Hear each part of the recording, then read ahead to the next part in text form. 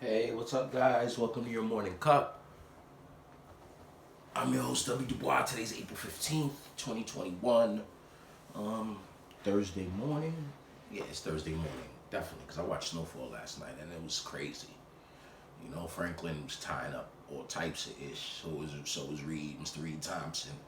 And it was crazy, man. When Reed came to Franklin at the end, he was like, yo, what's up with your pops? I got that reporter bitch up out of here. What up with your pops? You gonna take care of him?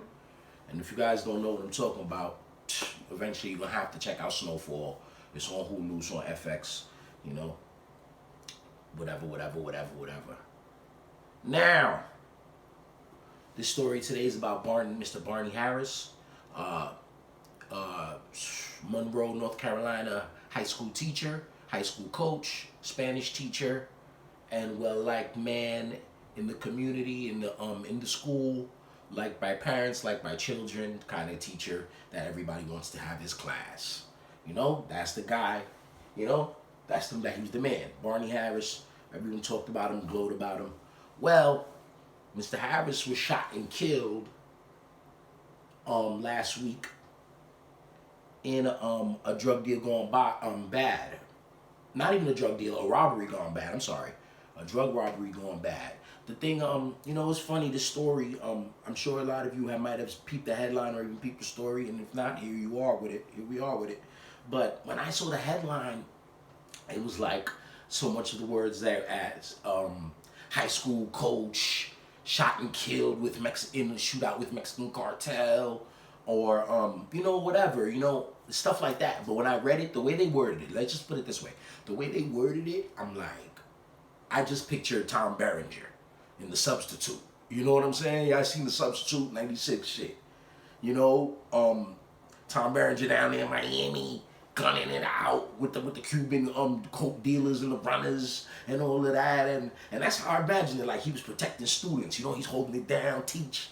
But that's not how it was. It wasn't like the movie in this case. It's definitely something you could write a script from, but it wasn't like that movie. Mr. Harris, how do I put this?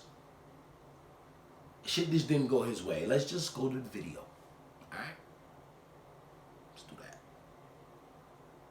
Some shocking revelations tonight about a Union County teacher. A sheriff revealed this afternoon that the man's death happened during a clash with a Mexican drug cartel. Barney Harris was a Spanish teacher and basketball coach at Union Academy, but the Alamance County Sheriff saying Harris had another side. Investigators believe that he had been tracking the movements of cartel members in Alamance County and tried to rob their stash house of drugs and cash. Harris was shot and killed in a shootout. Stunning details to learn for the school community that admired Barney Harris as a person, a teacher, and coach. Because he was such a good person. From what I saw, he was a good teacher. Channel 9 has team coverage for you tonight. Our Susanna Black has been talking with students and parents there who are just learning this news. And we're starting with Mark Beckert, though. He's been following the details of this case, and he's taking us deeper into this investigation and all these new details tonight. Mark? Yes, Scott, the sheriff's office in Alamance County had been working on those details for about 6 days before they released all of them today, and that's because, quite literally, lives were at stake. This is a life and death situation for many, because they say it's a drug war, and that teacher from Union County, Barney Harris, found himself right in the middle of it.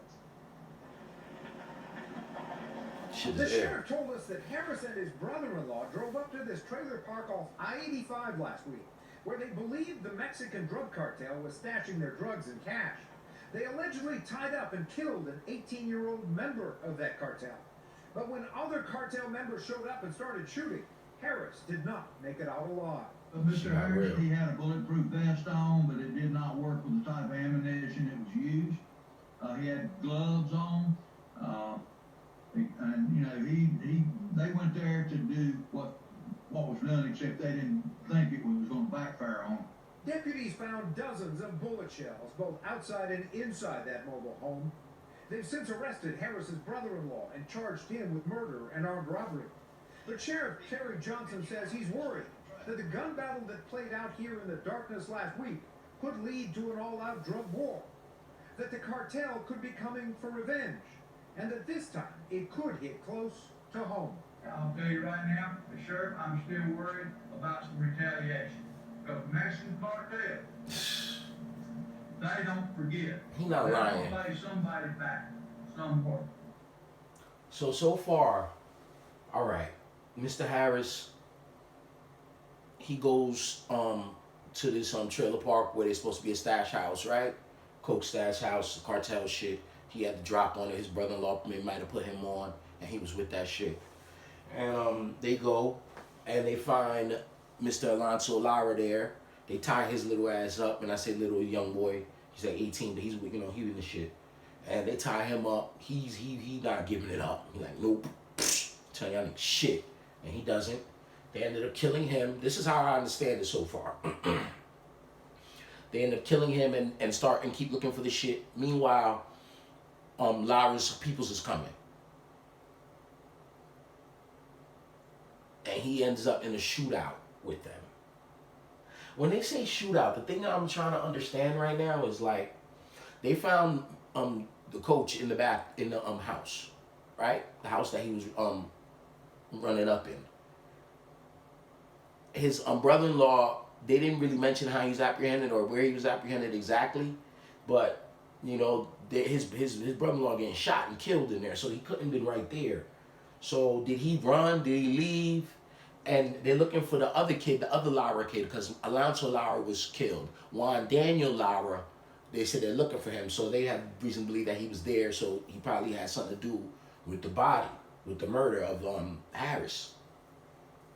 So, like, did he just come in there by himself and just peep it? And they didn't know he was there, and he just caught, and he just clapped the coach, and then the other one bounced? Like, how did this shit happen, yo? But I have a feeling that it's not the end of the story. I like this local news doing, getting material from the local news because they're so more thorough, and they're not into trying to grab the headline. They just want to tell the news because they know it's just for their town. They don't have to steal their town's attention. They already have their town's attention. So they really give you the news. And I like that. Otherwise, a lot of national stories have this. Bleacher Report has this, for Pete's sake. You know what I mean? And, you know, they're more focused on the fact that, wow, it's a coach. Yeah, it's a coach. You know, real people do real things. Real people walk all like, you know, I'm not saying what he did was real. I'm just saying you are living, you know, he was a professional. Everyone loved him at the school. You know, everyone loved him at the school. Teachers, students, parents, they all talk good about him. You know, you seen the guy. You seemed like, you know, he had that swag, and he taught Spanish. He coached basketball. You know what I'm saying? Versatile dude. Yeah. So let's continue with this video. And there's good reason to believe that this isn't over because there's every reason to believe that other people involved in that shootout here are still out there, including one person we're told who may have already gone back to Mexico. They told my Juan Daniel. All right, thank you, Mark, for all those new details. The cartel Mark was talking about in this case is the Sinaloa Cartel.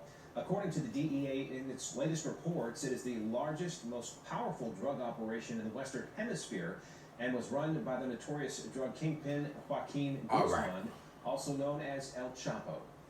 So we talking about a small town in North Carolina, and the cartel all up in there, you know, moving dope through there, right? Getting busy, doing what they do. So, I mean, they're on an interstate. They're on Interstate 85, so, you know, that makes it easy. That's probably why they're there. Yo, Coach had the bulletproof vest, but he wasn't ready, though. Still, they went right through that, yo. That's what the sheriff said, that they went right through that vest. Yo, these boys wasn't playing. Yo, Coach got the drop, man. He fucked up. He fucked up. He left 3 kids behind. He left a wife behind of 4 years. He fucked up. You know, and that's what it's all about. Risk and reward. You have to decide in your life, yo. Whatever I'm doing, is this worth it? And am I willing?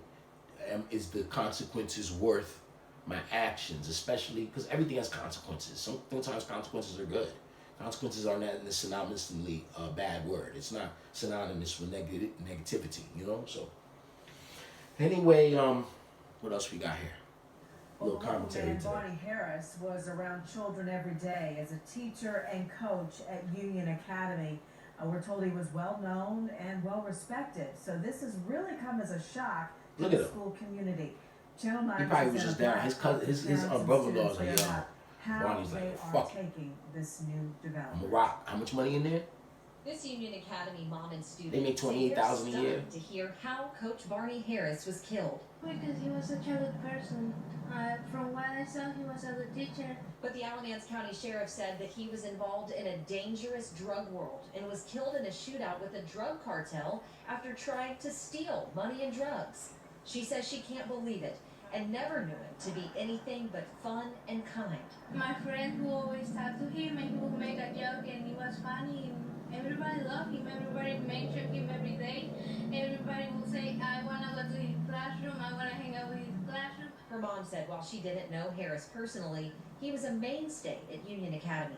We feel sad because every morning we saw him and when we arrive and I drop my children. But most of all, they both say they're thinking of the Coach. people most affected by his death. Coach is getting him right. I'm sad for his family. Now, Union Academy officials sent us a statement after these latest details came to light, and it reads in part, quote, "The Union Academy family was shocked and devastated to hear the information and will continue to focus on supporting our students and families." All right. Our coverage of this investigation continues on our Yo, and the sun will still shine, right? Yeah, man. So, you know, that's what we could learn from this, what I see from this, like, you know, what we could take from this is Coach made a decision. Obviously it turned out to be a real bad decision. And that's what this life is about. It's about choices, you know. And he's not even here to be held accountable because he suffered the ultimate penalty, the ultimate price. He paid the ultimate price. So other people have to pay the price, who will have to be held, stay and on his behalf and be accountable for his actions. But it's just crazy. I have a feeling that with Mr. Lara on the loose, like the sheriff said, you know, a lot of times the sheriffs be like, they be exaggerating shit and whatnot. But this in particular, they probably not even done yet because bro is alive. You know what I mean? The brother-in-law is alive. So we're gonna see what happens, man. The brother-in-law is alive and Lara's alive, and the cartel, like you said, they probably want more. You know, they lost their young boy, and it's crazy, man. So a town like that, they're gonna have to be equipped. You know, these organizations like the cartels, they don't really operate in big cities. You know, shit gets to the big cities because of them. They have connects in the big cities, but you know, it's in the trailer homes and in the little rural joints. That's where they at. So, you know, even in MS-13, they on Long Island. I know they're not cartel now, but just a lot of the Latin, South American, Central American, and Mexican joints. You know, wow. Anyway, man, see you guys, man. I'm gonna get up out of here. Real interesting story. I wanted to get more thorough with it for you guys. I saw a lot of places, and I had to look in a lot of different places to put the actual story together. And I wanted to do that for you guys. So, anyway, I'm up out of here. I'm see you in the cup. See you later.